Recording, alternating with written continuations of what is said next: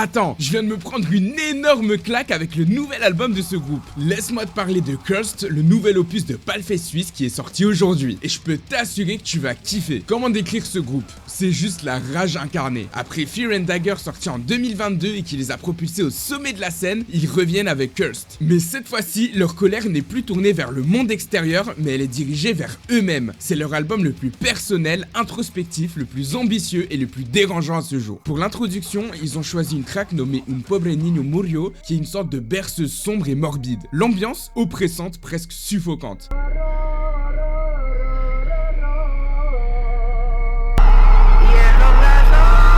Et puis après, il y a Hatred qui arrive en mode bulldozer. Dès les premières secondes, ça hurle, ça frappe, ça vous fait comprendre une chose, ce morceau respire la haine. Bref, du Paleface à l'état brut. Puis, on change de registre avec Enough, un morceau audacieux, trappy avec une inspi bien hip-hop, qui s'attaque à des thèmes comme l'homophobie et la masculinité toxique. Franchement, ça a été une énorme claque, j'ai été surpris par le flow du chanteur qui n'est pourtant pas habitué à cet exercice, et puis les paroles ont le mérite de nous faire cogiter sur plein de thèmes. Mais ne vous inquiétez pas, Paleface ramène rapidement le chaos avec un riff old school qui répond directement aux puristes. C'est vraiment un move brillant destiné à ceux qui veulent les enfermer dans une case. Ils montrent qu'ils peuvent faire ce qu'ils veulent tout en ramenant de nouveau ce pourquoi ils sont connus. Le morceau Love Burns, c'est un mélange de groove, de rage et de nostalgie qui pourrait presque venir de l'album Iowa de Slipknot. Et juste quand vous pensez avoir tout entendu, la chanson vous surprend avec des solos, des breaks et un final mélancolique qui vous laisse à bout de souffle. Et je pense sincèrement que c'est ma track préférée de l'album.